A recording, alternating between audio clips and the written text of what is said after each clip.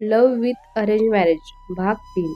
मीरा म्हणाली, तुम्ही तर त्याला जावई पण करून टाकलेला आहात. खूपच फास्ट आहे आई तू पण ना. सविता म्हणाली, बरं बाई, आम्हाला लवकर कळव. बाय, झोप आता. सकाळी लवकर उठावं लागेल ना तुला. मग त्या झोपायला निघून जातात. राजचा विचार करतच असते. आज रेस्टॉरंटमध्ये तो तिच्याकडे एकटक पाहत होता.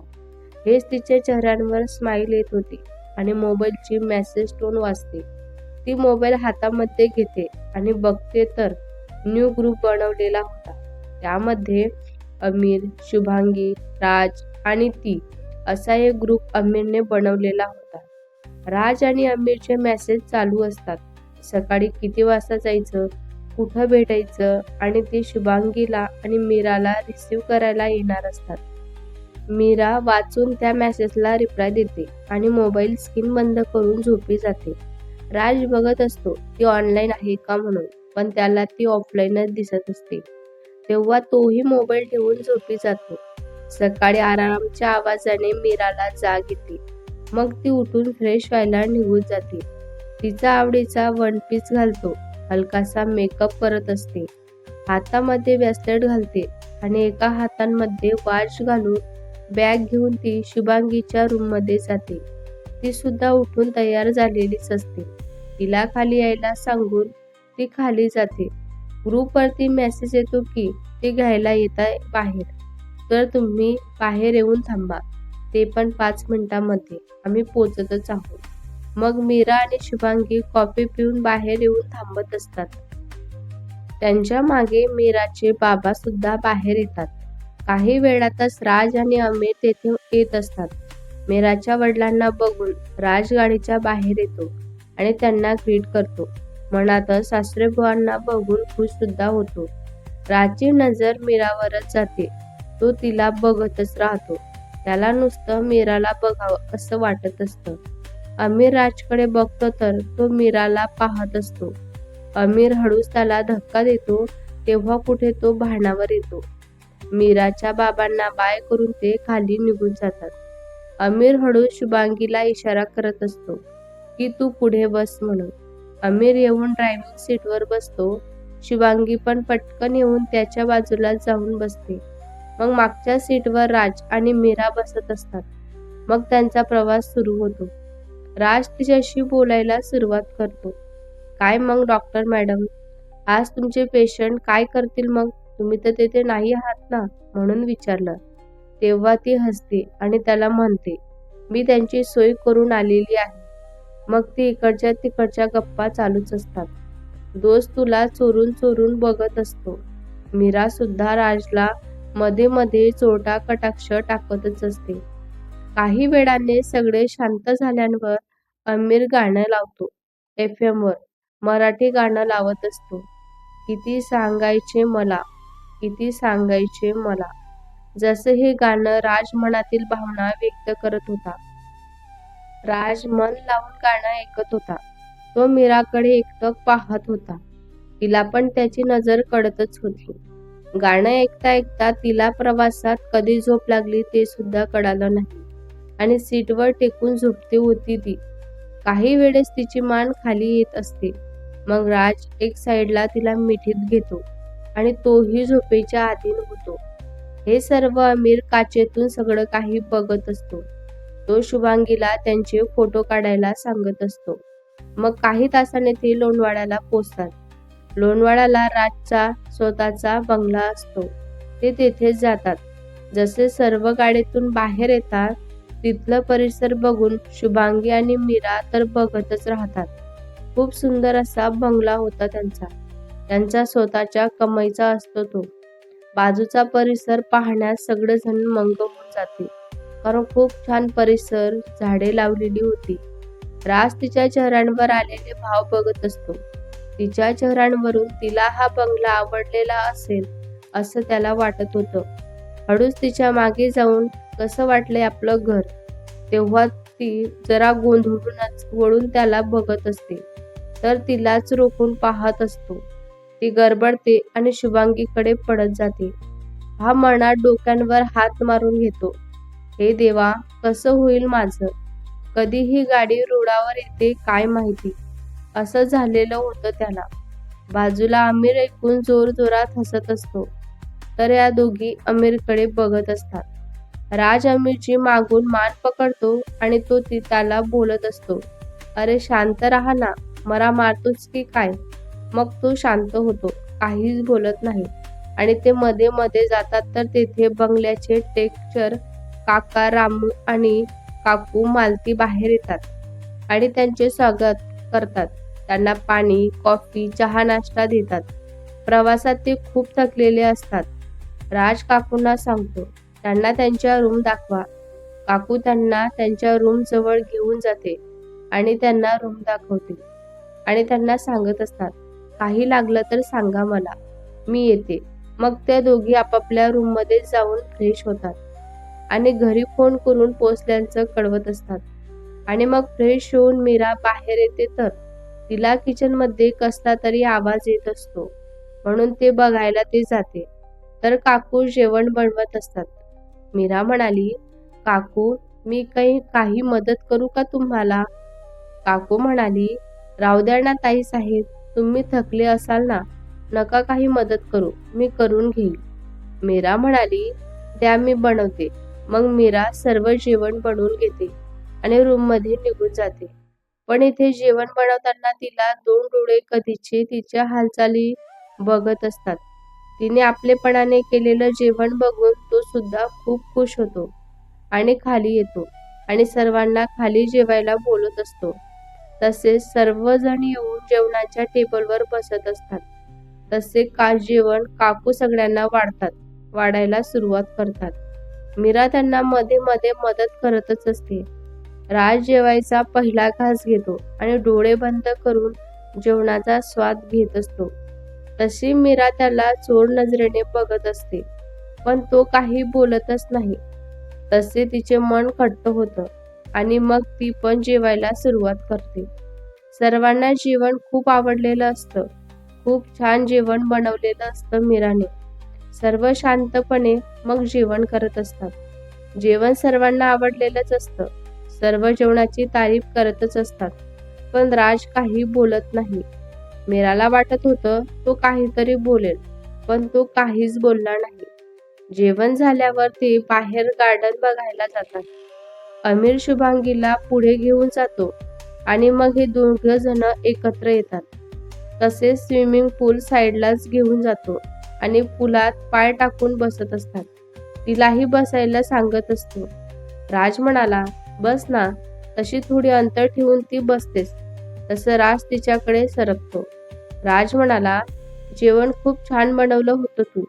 आज पहिल्यांदा मनासारखं चविष्ट जेवण केलं मी. नाहीतर असं जेवण मी कधीच जेवलो नाही. तेव्हा मीरा त्याच्याकडे चमकून बघते. मीरा त्याला म्हणाली, तुला कसं समजलं मी जेवण बनवलं म्हणून?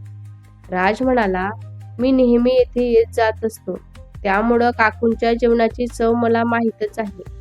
मीरा म्हणाली, मग जेवण जेवत असताना का नाही सांगितलंस तुम्ही?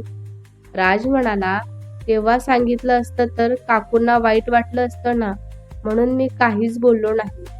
तेव्हा ती मनातच हा दुसऱ्यांचा किती विचार करतो ना. राज म्हणाला, कसला विचार करतेस तू?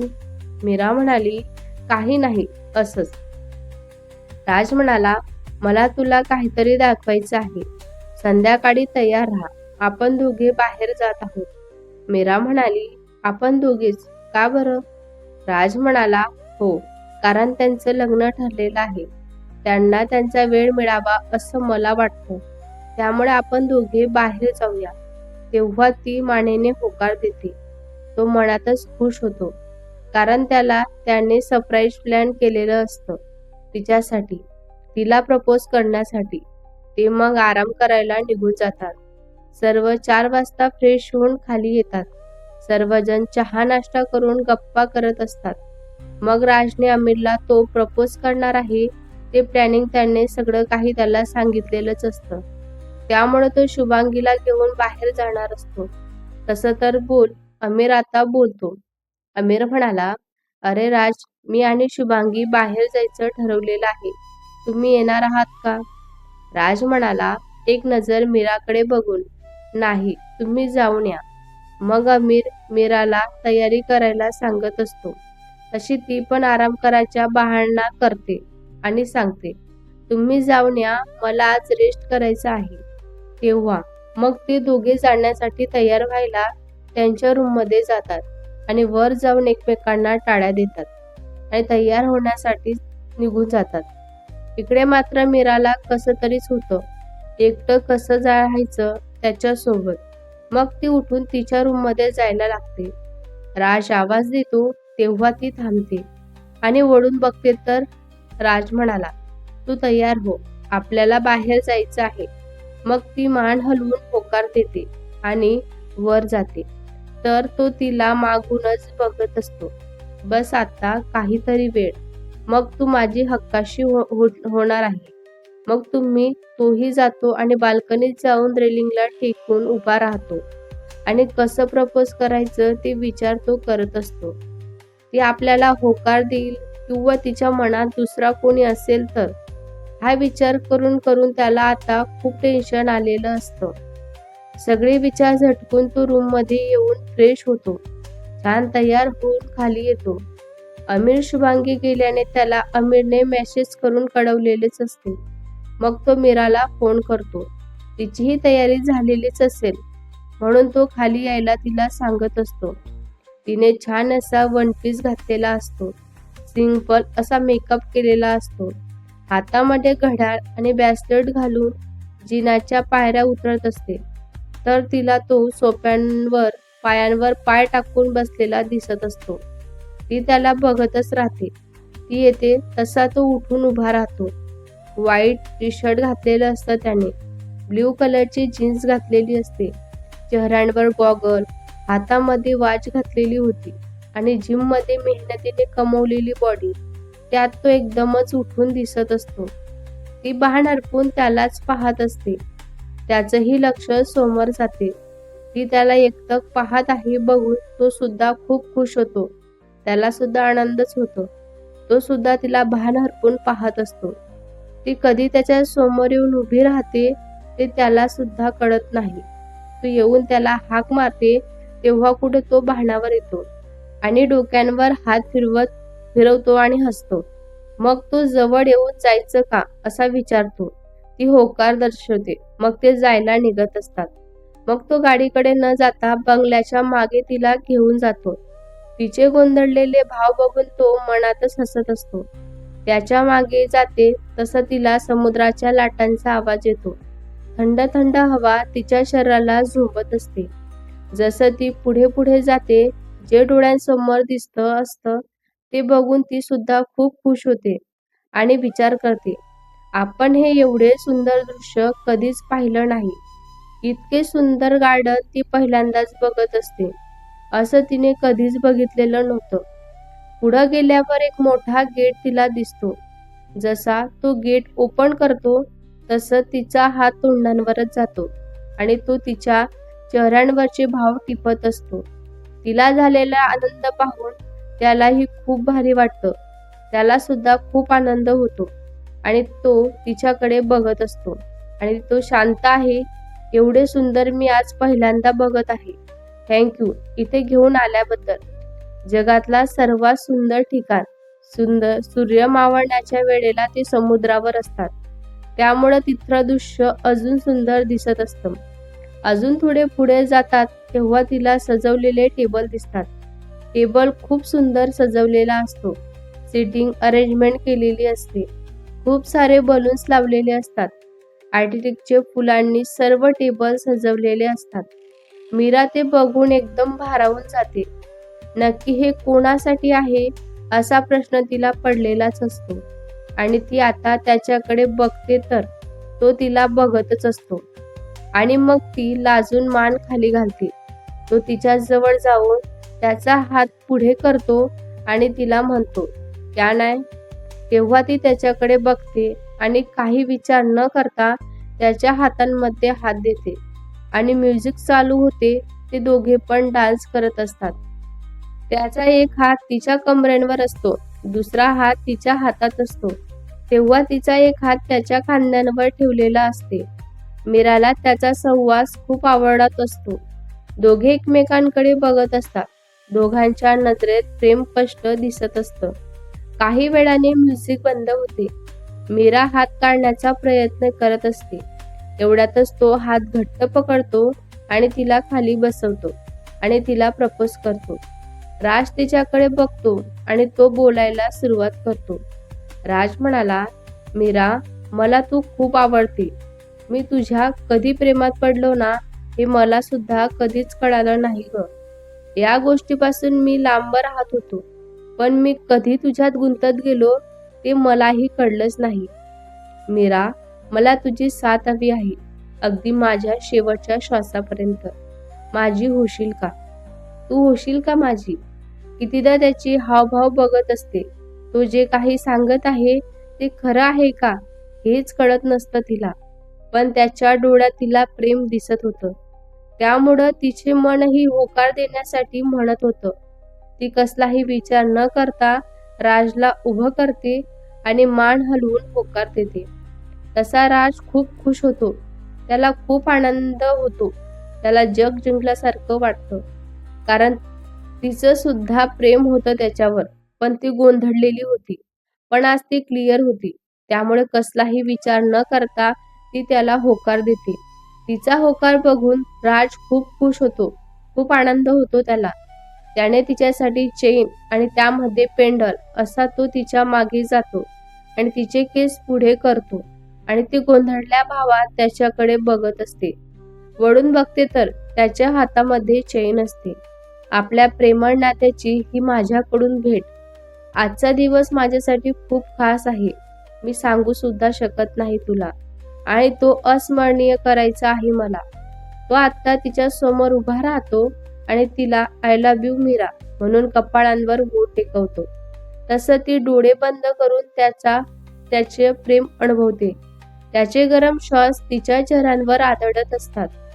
मग काही वेळा तो दूर होतो आणि तो दूर झाल्याच कळतात ती डोळे उघडते तर तो तिलाच बघून हसत असतो.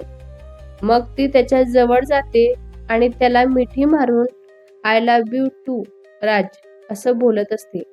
तेव्हा राज खूप खुश होतो. त्याला सुद्धा खूप आनंद होते. त्यानंतर ते दोघे एकमेकांची मिठी अनुभवत असतात. खूप वेळाने तो तिच्या गालांवर किस करत असतो. तशी ती लाजत असते. भेटूया पुढच्या भागात. हा भाग तुम्हाला कसा वाटला कमेंट करून नक्की सांगा. व्हिडिओ आवडल्यास लाईक करा, शेअर करा. नवीन असाल तर चॅनलला सबस्क्राईब करा. धन्यवाद.